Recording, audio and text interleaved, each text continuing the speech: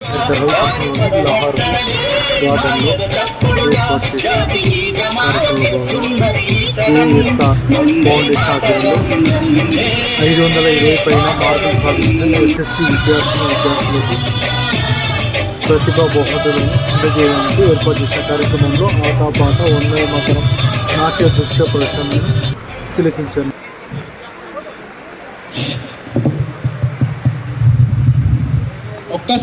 ఒక్కసారి గట్టిగా కరతాళ ధ్వనులు. చాలా చక్కటి పాటను మన ముందు ప్రదర్శించారు కేజీబీవి కల్వకుర్తి విద్యార్థులు.